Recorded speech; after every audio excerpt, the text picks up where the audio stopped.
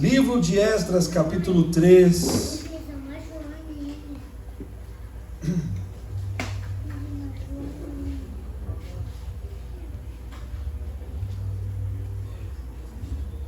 Hoje é a última parte dessa ministração.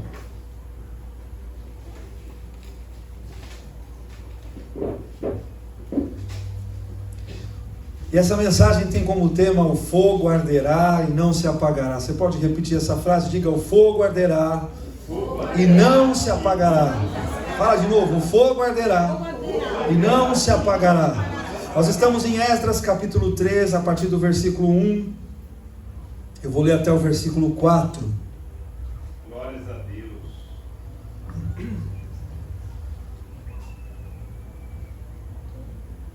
Chegando o 7º mês, estando os filhos de Israel já nas cidades, ajuntou-se o povo como um só homem em Jerusalém. Levantou-se Jesua, filho de Josadaque, e seus irmãos sacerdotes, e Zorobabel, filho de Seatiel, e os seus irmãos, e edificaram o altar de Deus, do Deus de Israel, para sobre ele oferecerem holocaustos, como está escrito na lei de Moisés, homem de Deus. Firmaram o altar sobre as suas bases, e ainda que estavam sob o terror dos povos de outras terras, ofereceram sobre ele holocaustos ao Senhor, de manhã e de tarde.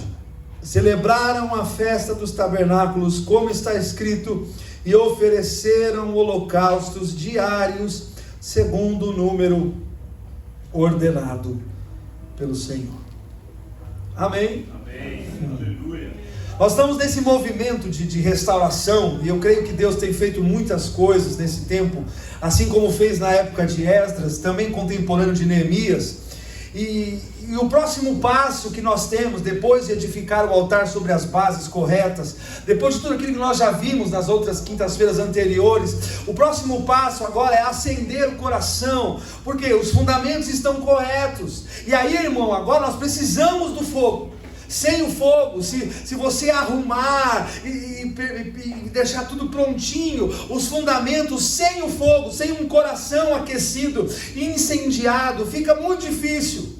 É claro que fica difícil, só que sabe de uma coisa? A Bíblia diz que eles colocaram os fundamentos, e a gente depois vai ver esses fundamentos a partir do verso 7, vai lá comigo, nesse mesmo texto, verso 7 até o versículo 10. E deram, pois, o dinheiro aos pedreiros, aos carpinteiros, como também comida, bebida, azeite aos sidônios, aos tírios, para trazerem do Líbano madeira de cedro ao mar, para Jope, segundo a permissão que lhes tinha dado Ciro, rei da Pérsia. No segundo ano da sua vinda, a casa de Deus em Jerusalém, no segundo mês, Zorobabel, filho de Seatiel, e Jesua, filho de Josadaque, e os outros dos seus irmãos sacerdotes e levitas, e todos os que vieram do cativeiro a Jerusalém. Por que ele diz isso? Porque nem todo mundo quis voltar. Não era uma terra próxima, Babilônia, e muitos dos que foram levados para lá, agora já tinham envelhecido, já tinham passado 70 anos, e aí alguns voltaram, e outros permaneceram. Outros disseram: olha, não vamos mexer com isso, deixa nós aqui, a gente já se arrumou, eu já estou aposentado e tal, está tudo certo aqui na Babilônia, tudo funciona, deixa a gente aqui. O texto está dizendo: e todos os que voltaram a Jerusalém começaram a obra da casa do Senhor, e constituíram levitas da idade de 20 anos para cima, para superintenderem. Então se apresentaram Jesua com seus filhos, seus irmãos Cadmiel e seus filhos, os filhos de Judá, para juntamente vigiarem, os que fizeram a obra da casa de Deus, bem como os filhos de Henadade, seus filhos, seus irmãos, os levitas. Quando os edificadores lançaram os alicerces do templo do Senhor, apresentaram-se aos sacerdotes paramentados, com as trombetas, aleluia, e os levitas, filhos de Asaf, com símbolos, para louvarem ao Senhor, segundo as determinações de Davi, rei de Israel. Você vê que há um paralelo. Eles trazem a lei de Moisés de volta, eles trazem os preceitos que foi dado a Moisés, mas eles não se esquecem da adoração causada por Davi. Davi adorava a Deus de tal forma que alcançava Deus até alcançar esses nossos irmãos, depois de muitos anos ali. Todo esse movimento que você vê nesse texto de Esdras, e se você depois quiser ler Neemias, basicamente vai falando das mesmas coisas, alguns detalhes ali e tal. Todo esse movimento ele passa por uma entrega de ofertas voluntárias. E aqui eu não estou falando de dinheiro. Aqui eu estou falando de render o coração, o altar restaurado, o fogo voltando. Agora a Bíblia diz que há uma festa de reinauguração dos fundamentos. E quem já tem muito tempo na terra vai lembrar de uma coisa: o tempo em que alguém ia casar e fazia a própria pessoa que ia casar. Hoje eu acho que já não é mais assim. A própria pessoa que ia casar, o noivo que ia casar, ele mesmo se encarregava de ser um dos principais a fazer a própria casa. Era prazer dele, porque ele queria dar uma casa para sua esposa, que depois viria a sua família, os seus filhos, uma casa para receber os amigos. Então ele tinha prazer de construir a própria casa. E aí, é lógico que contava com a ajuda de pedreiros e tal, sempre teve isso, mas muita coisa era o noivo que fazia. E tinha uma coisa muito interessante que acontecia: o dia de concretar a laje. Nossa, irmão, que coisa linda que é. Geralmente era no sábado. Não sei se havia alguma coisa ligada aos adventistas, mas geralmente era no sábado. Acho que era porque a maioria das pessoas não trabalhava. E começava muito cedo. Não era assim? Muito cedo. E vinha muita gente ajudar, amigo, vinha os irmãos, vinha os vizinhos, vinha parente, vinha o cunhado, o sogro, se ainda tinha força, vinha também. Chamava a gente para concretar, porque era uma festa. Você não vai saber disso, você nunca participou disso. Vinha, não sei se eu vou falar o nome certo, betoneira, com concreto. Agora tem o caminhão, né? Agora vem o caminhão. Mas havia um tempo, irmão, os mais novos, que não tinha caminhão, não. Tinha os andames, não era assim? O baldinho, tinha baldinho para ajudar. O presbítero Sebastião deve lembrar disso, ou não? E tinha que concretar tudo num dia. Você não tinha outro dia. Era aquele dia. Então era uma correria, era uma falação. Você faz assim, você puxa aqui, você faz, um vai preparar, outro vai fazer, outro vai pegando, não é assim? Porque se deixasse para concretar a laje no outro dia, a laje rachava. Não era assim? Tá lindo. E o que acontecia no final do dia? Acabava umas 4, 5, 6, 7 horas da tarde. Tinha churrasco. Era uma festa. Era como se fosse a festa da inauguração da laje. Era uma espécie de inauguração de uma parte que foi concluída. O bom do concreto mais recente, que pelo menos foi o que me falaram, é que ele seca mais rápido, né? E já me falaram, inclusive, o que eu não sabia, me corrijam se eu estiver errado, que se chover é melhor depois. Porque aí endurece mais ainda o bicho. Eu não sabia. Então você imagina toda essa festa estabelecida, só que aqui nesse texto não tinha laje, não tinha tijolo, não tinha pedra. Parece que nem tinha sido levantada ainda alguma coisa do que precisava ser feito. O que foi feito aqui foi o que chamamos de sapata, de fundamento. Fundamento que fala, né? Para começar a construir.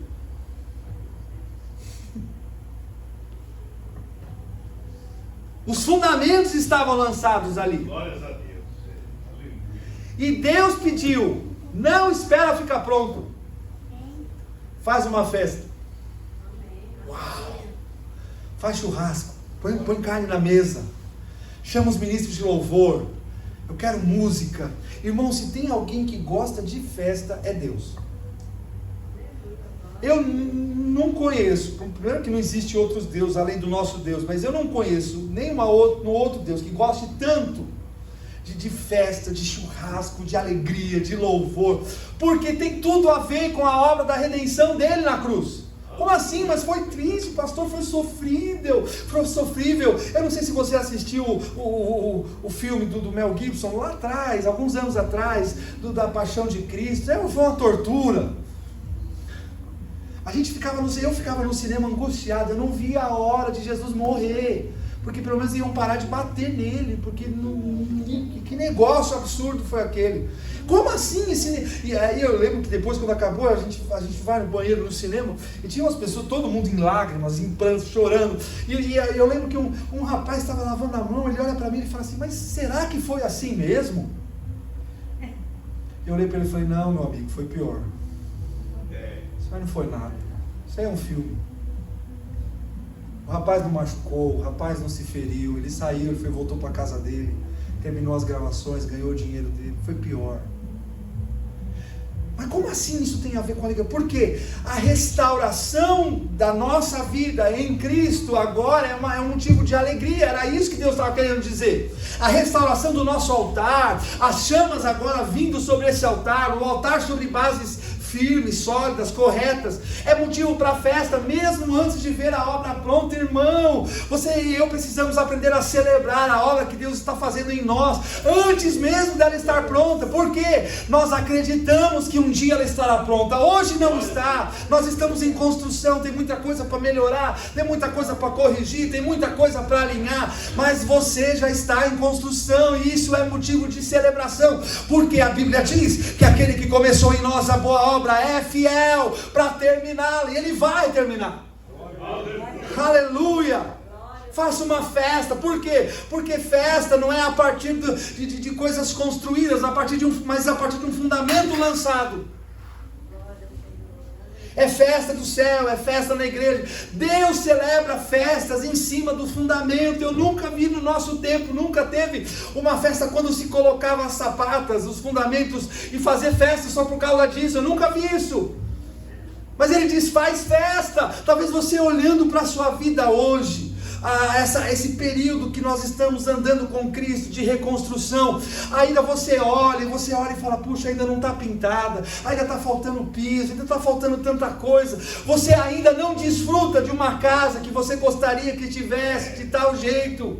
Talvez você olha para você e fala assim, eu ainda não sou como eu queria, ou como eu acho que Deus queria que eu fosse. Só que Deus está consertando, Deus está reajustando fundamentos, Deus está realinhando. Fica tranquilo, meu irmão, esse recurso que você está investindo, esse dinheiro para baixo, fica tranquilo, isso que você está empenhando, os seus devocionais, a sua vida com Deus, essa casa sem fundamento, irmãos, não vai. Agora deixa eu te falar uma coisa, você acha que isso aí está na Bíblia para dar enredo era para dar enredo de novela esse negócio, da Record ainda. Tá tudo certo. Tem gente que não lê a Bíblia e vai assistir novela achando que está lendo a Bíblia na novela, enfim. Só que não está, né? Porque Deus está comunicando para os seus filhos a reconstrução, primeiramente dessa casa, depois da casa chamada família, e depois da casa chamada igreja, e por fim da casa chamada sociedade. Deus deseja restaurar as famílias, restaurar relacionamentos de marido e mulher, de pai com filho, porque restaurando isso, restaurando a casa, Ele restaura o templo, Ele reconstrói, Ele refaz. Olha o versículo 11, olha o que diz. Cantavam alternadamente, louvando e rendendo graças ao Senhor, com essas palavras. Olha o que eles diziam: Ele é bom, e a sua misericórdia dura para sempre sobre Israel. E todo o povo jubilou com altas vozes, louvando ao Senhor, por terem lançado os alicerces da sua casa. Por que eles louvavam? Porque lançaram os alicerces. Toda boa casa, toda boa construção, todo bom edifício começa pelos alicerces. Então é por isso que o meu altar tem que estar sobre as bases corretas. Aqui está um ponto, é sobre isso que nós precisamos cantar nesse tempo, é sobre Ele, é tudo sobre Ele. Isaías profetizava, Isaías estava em crise. Um povo de impuros lábios, um povo com lábios impuros, eu não sei exatamente o que ele queria dizer com isso, mas de repente abre um cenário para Isaías. No ano em que o rei Uzias morreu, a Bíblia diz, eu vi o Senhor, ele estava diante do trono de Deus, Ele já era profeta, ele já era um homem de Deus, Deus já falava com ele já tinha dado palavras para reis, ele era um homem de Deus, mas essa experiência mudou a vida dele. Ele está diante do trono de Deus, os anjos estão por todos os lados, e sabe o que eles estão dizendo? Santo, Santo, Santo é o Senhor dos Exércitos. Os anjos não queriam saber se tinha alguém impuro, os anjos não estavam querendo consertar a vida de ninguém. Os anjos não estavam brigando com a igreja ou tentando achar o defeito nela, como a gente faz muitas vezes. Nós somos craque, irmão. Se você está aqui na igreja há algum tempo, se você sentar comigo, vou te dar uma lista de todos os defeitos dessa igreja, você vai ficar abismado. Fala, pastor, eu não sabia disso então. Então eu evito de falar para você não desviar, entendeu? Deixa você achar que está tudo bem. Glória a Deus. Eles não tinham Instagram, não tinham Facebook para falar mal da igreja. Os anjos estavam, meu irmão, bebendo uma água. Santo, Santo, Santo é o Senhor dos Exércitos. Ele é bom, e a sua misericórdia dura para sempre. Ele é bom, e a sua misericórdia dura para sempre. E aí o coração vai aquecendo, e aí eu vou refazendo os fundamentos. Você está entendendo? Nós não adoramos, eu já falei isso inúmeras vezes, nós não adoramos a Deus porque a nossa vida é boa. Eu quero que levante a mão corajosamente. Quem aqui tem uma vida de mar de rosa? Levanta a mão. Mas assim, de boa mesmo, irmão, muito bem, tudo funciona. Você não fica doente, você não tem que pegar ônibus lotado, metrô lotado, se você tem carro, você não tem que pegar trânsito. Você está numa cidade maravilhosa, que não tem trânsito, é super segura, você não é assaltado, não é assim? Aliás, nem sei por que precisa de polícia, a nossa cidade é tão boa, tem tanta segurança, não é verdade? A gente não louva a Deus porque a vida é boa, a gente louva a Deus porque Ele é bom. Aleluia. Glórias a Deus. Você acha que nós estamos aqui que a gente gosta de brincar de igrejinha, irmão? Se eu quiser brincar de igrejinha, eu vou brincar com as minhas filhas. Assim eu vou ensinando elas diariamente a ter conto na vida. Ele é bom. Eles cantavam. E a sua misericórdia para sempre. E o Espírito de Deus, a Bíblia diz, o candelabro aceso, não é por força, não é por violência, começa com os milagres, que a gente nem imagina que Deus podia fazer, e louvando ao Senhor, a Bíblia diz, por terem lançado os alicerces. Talvez, irmão, a tua finança diminuiu, mas quem sabe agora você está fazendo negócios de forma correta, então festeja o recuo, talvez o resultado ainda não seja um dos melhores, mas se os fundamentos estão corretos, festeja. Olha o que diz o verso 12 de Esdras 3, porém muitos dos sacerdotes e levitas e cabeças de famílias, já idosos, que viram a primeira casa, choraram em alta voz, quando à sua vista foram lançados os alicerces desta casa. Muitos, no entanto, levantaram as vozes com gritos de alegria. Percebe que há dois tipos de gente aqui. Tem gente que festeja, que está feliz. Chorar. A Bíblia diz que outras vozes, quando viram sendo lançados os alicerces da casa de muitos, no entanto, levantaram as vozes de gritos de alegria. Olha o que diz o verso 13. Tem aqueles que se alegram e tem aqueles que estão chorando, de maneira que não podiam se discernir as vozes de alegria das vozes do choro do povo. Meu Deus, acho que a pior coisa, quem está chorando, é não ser ouvido, né? Porque aqui quem estava chorando queria ser ouvido. Eu estou chorando, eu estou triste, eu estou com saudade dos velhos tempos. Tem muita gente assim na igreja, irmão, que viveu coisas maravilhosas. Eu não estou desmerecendo o que a gente viveu lá no passado. Tem gente que chega, poxa, a gente não vê mais. Antigamente você ia nos cultos, as pessoas caíam na unção, era dente de ouro. Quem viu isso? Foi, uma época extraordinária. Verso 13 de maneira que não se podiam discernir as vozes de alegria com as vozes de choro do povo, pois o povo jubilava com tão grande grito que as vozes se ouviam de muito longe. Uau!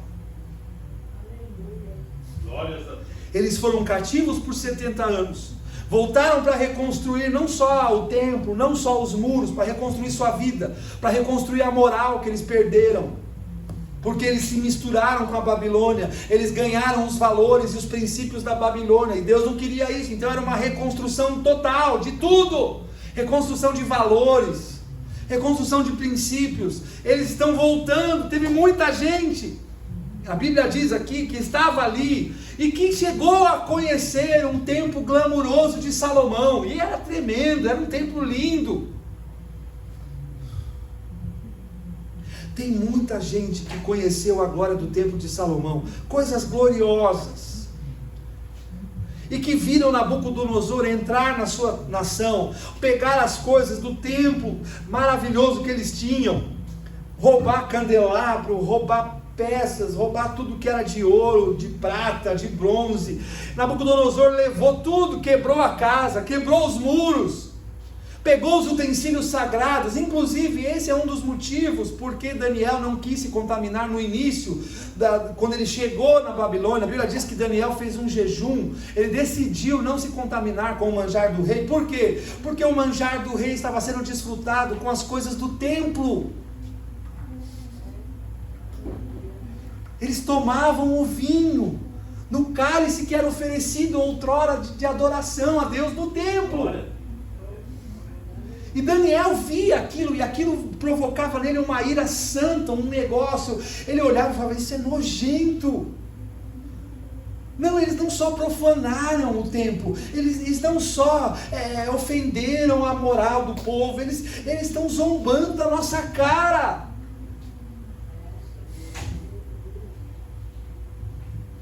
Mas agora eles estavam de volta.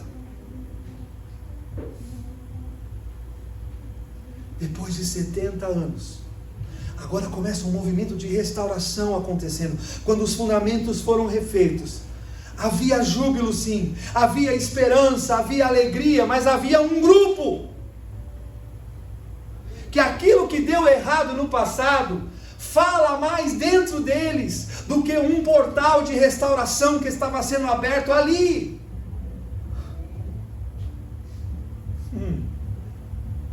Eu sei que a gente já viveu coisas gloriosas, meu irmão, no passado.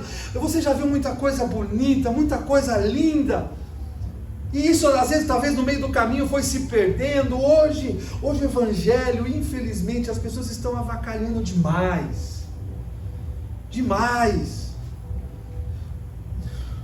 Você já se viu dando sangue em coisas que eram tão puras, tão genuínas, tão lindas, e no meio do caminho as coisas foram sendo distorcidas, as coisas foram se perdendo. E aí hoje, quando você vê aquela garotada aqui, pulando, dizendo glória, aleluia, louvando, se jogando no chão, babando, batendo a cabeça na parede, fazendo uns negócios de doido, você olha e você fala: eu já sei o que vai dar isso aí, eu já vivi isso aí. Tomara que eles aproveitem enquanto podem, porque daqui a pouco vai perder a graça. Daqui a pouco eles vão ver que é exagero. Esses gritos, a Bíblia diz, uns gritavam supervalorizando o que deu errado, outros gritavam só que, sabe, aquela garotada veio da Babilônia junto com Zorobabel. O próprio Zorobabel, quer dizer, nascido na Babilônia, ele não tinha memória das coisas que já tinham sido como eram. Ele ouvia histórias, mas ele não sabia, ele não tinha memória. Ele estava sendo contaminado pela memória de quem tinha. Deixa eu te falar, não contamine a memória dos mais novos, não contamine a vida dos mais novos, não contamine os nossos jovens. Não põe a perna de tropeço, não. Deixa os bichinhos adorar, deixa eles fazerem do jeito que eles acharem que deve diante de Deus. Deus, se tiver que corrigir, Deus vai corrigir, mas para de ficar jogando água nesse altar em chamas, irmão, não faz isso. Seja um Caleb que bateu no peito e olhou para Josué e disse: cadê o meu pedaço? Eu conheço essa terra. Eu vivi no meio de um povo que desviou. Eu vivi no meio de um povo que se perdeu, que blasfemava, que rebelaram-se contra Deus. Eu chorei porque eu não pude entrar e eu não tive nada a ver com isso. Não foi culpa minha. Deus podia ter deixado eu entrar, porque eu não fiz nada. Eu segui exatamente certinho o que Deus mandava. Agora esse povo que estava aqui, não. Eu continuei com meu coração, com pureza, com dedicação diante de Deus, com sinceridade. Mas deixa eu te falar uma coisa. Caleb deve ter olhado para Josué e falou: tudo isso que a gente viveu, nada disso me afetou. Glória a Deus. E nada continua me afetando para que eu não viva o que eu tenho para viver. E ele diz para Josué: eu estou agora com 80 anos,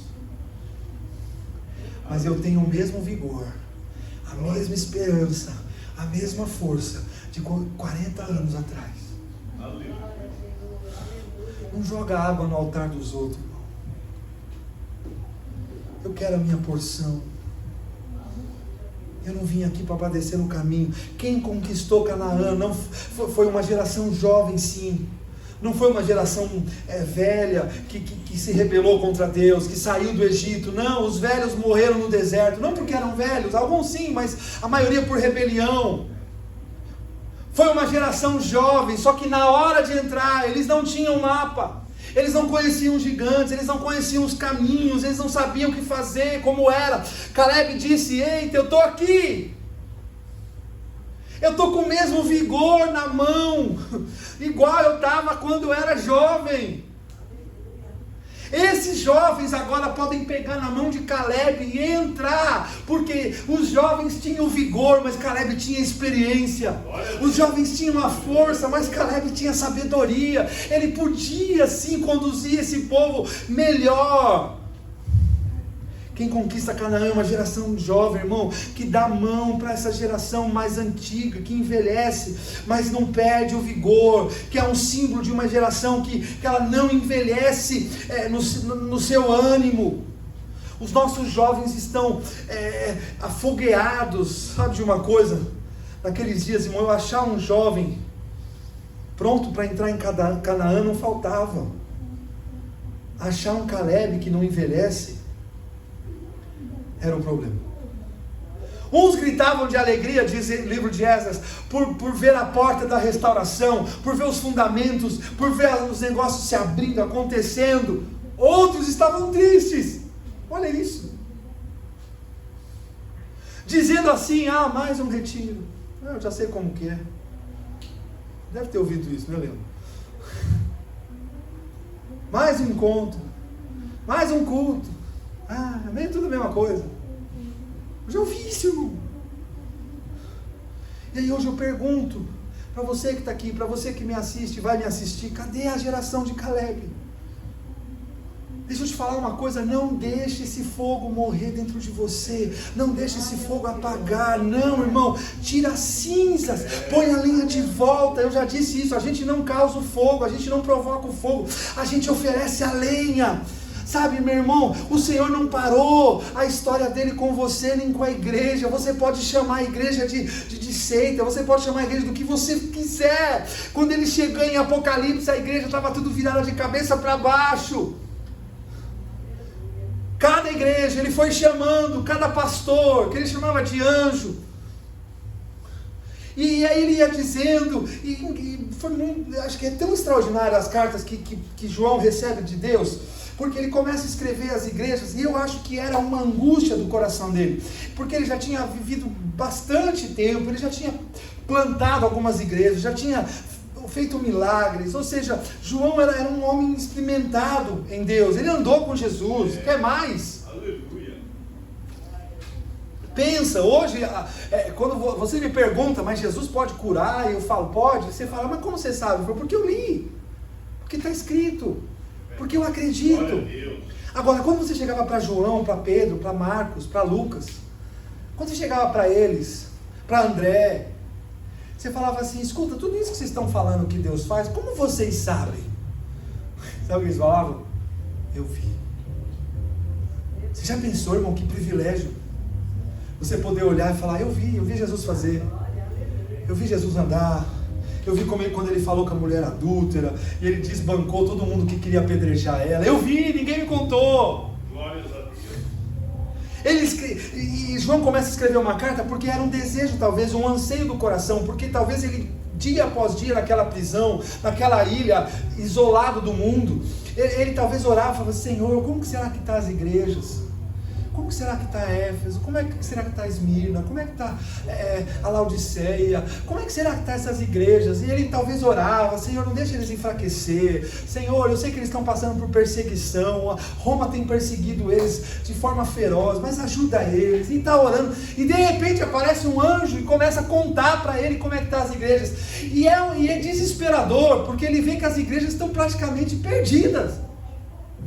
Ao mesmo tempo que Deus elogia as igrejas, que Jesus elogia as igrejas, há coisas pesadas que ele fala sobre essas igrejas. Uma aceita Jezabel, a outra aceita os ensinos dos nicolaítas, enfim. Ele está desesperado, mas sabe que Jesus queria mostrar para João e quer mostrar para nós? Que Deus não vê a igreja como nós vemos. E se eu e você olhamos para a igreja e não vemos solução, saída, eu muitas vezes não via. Eu muitas vezes olhava e falava, Jesus amado, o negócio está ficando pior. Quando você vê um garoto usando aplicativo de revelação para poder ganhar dinheiro em cima dos crentes, irmão, você olha e fala assim, não, está tudo errado. Eu cheguei a falar às vezes, eu já cheguei a falar, se Jesus voltar hoje, eu acho que ele vai perder a viagem. Eu sei que muitos são chamados, poucos são escolhidos, eu sei tudo isso, mas eu acho que se ele voltar hoje, na situação que a igreja está, só que era exatamente o que Jesus estava dizendo para João, eu conheço a igreja do jeito que você não conhece. Você pode estar vendo as crises, você está vendo tudo errado, você está vendo Jezabel, você está vendo tudo de errado, mas hoje a igreja não está pronta, mas ela vai estar. No dia do encontro, no dia de a gente estar com o noivo, eu tenho certeza do que eu estou te falando. Quando chega em Apocalipse, a igreja estava virada de cabeça para baixo. O Senhor não vê como a gente vê. Caleb, cadê você?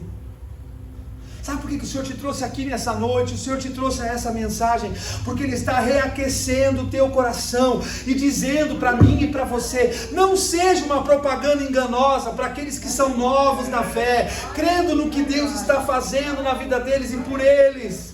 Não seja uma propaganda enganosa, querendo jogar água nesse altar que está em chamas, de gente que está começando. Quanto tempo que você está no Evangelho, irmão? Você quer falar das suas decepções? Não, deixa eu falar das minhas. Só um pouquinho. E se você tiver mais decepções, eu vou arrumar outras maiores, só para não perder para você.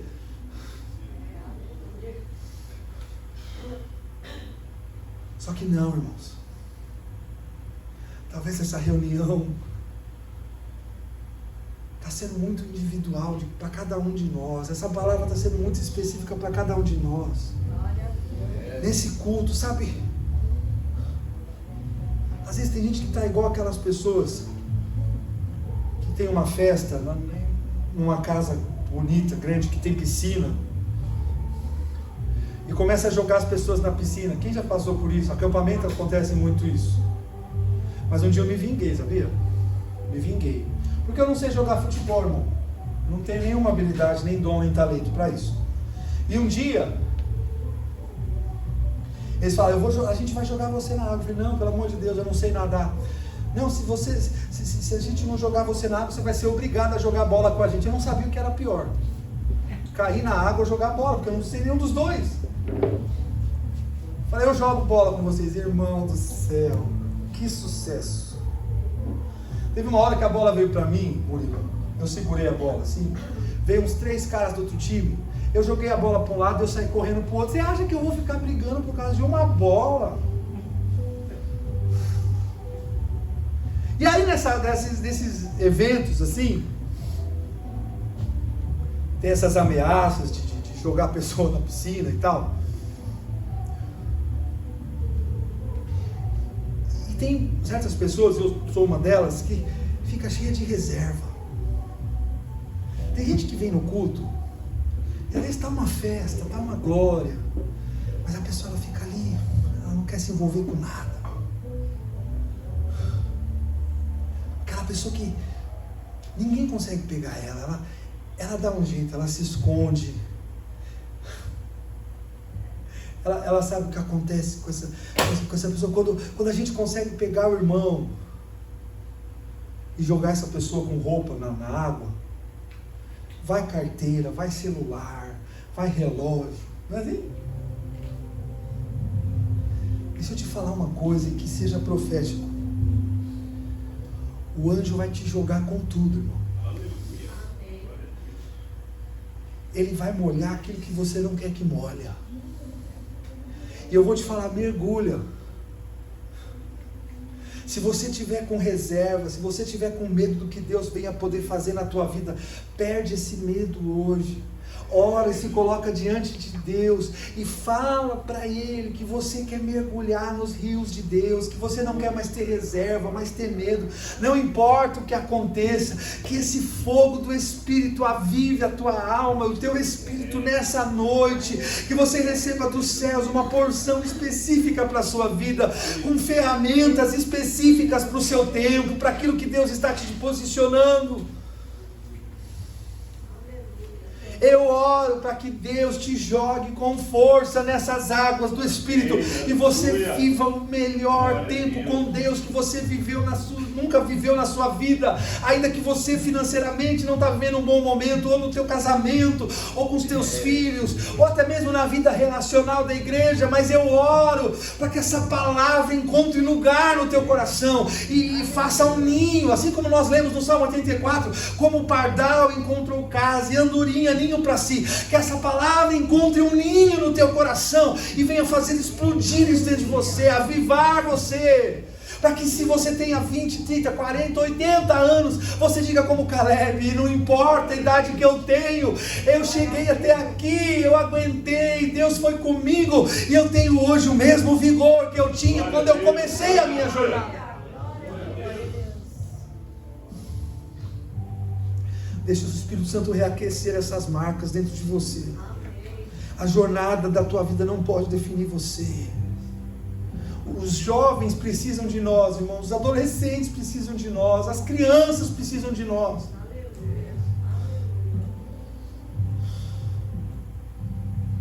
Eu acredito, irmão. A Bíblia fala sobre uma mulher que tinha um problema de uma hemorragia, um fluxo de sangue. E quase todas as vezes, se não todas as vezes, quando a Bíblia fala sobre mulher, ela está falando sobre a igreja.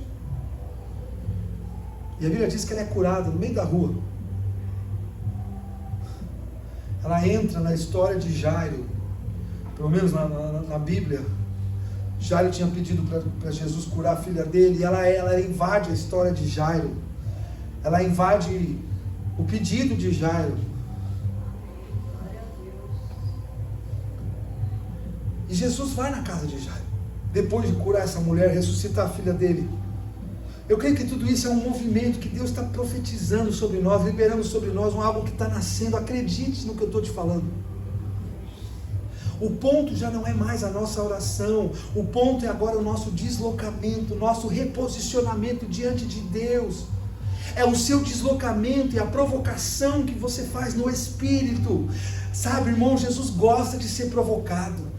Sabe, a Bíblia diz que um homem chega para Jesus e fala assim: o meu servo está doente. Jesus fala: tá bom, ele faz o que ele sempre estava fazendo.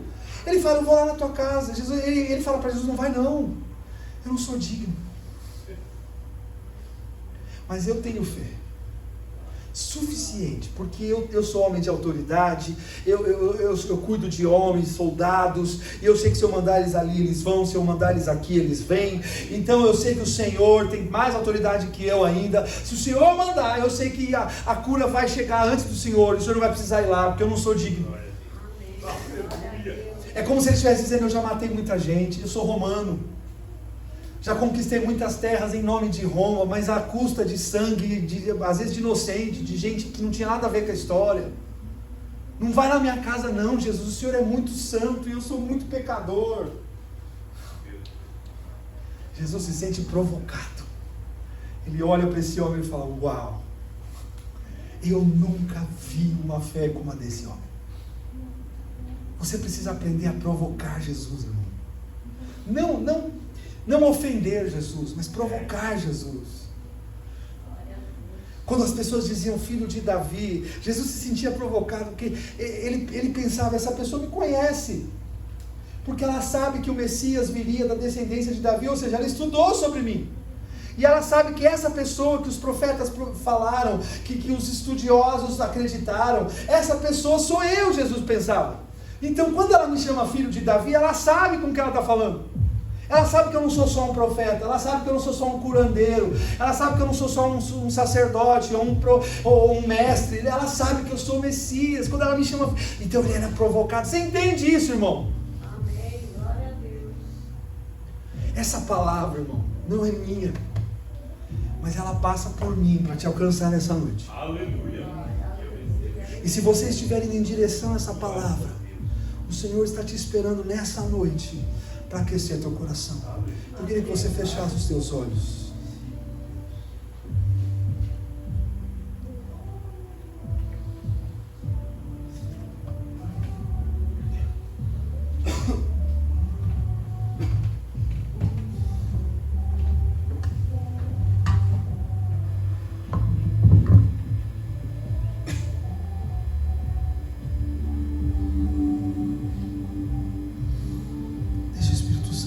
Mexer em você nessa noite.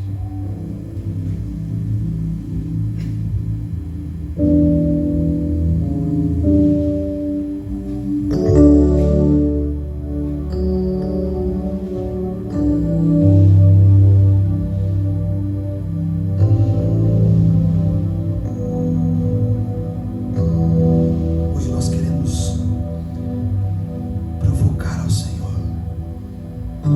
Hoje nós queremos mover o reino espiritual, não por um carro, não por uma casa, mas por um avivamento, a começar das famílias, dos pais, a começar de cada um aqui, de cada um daqueles que ouviram essas mensagens.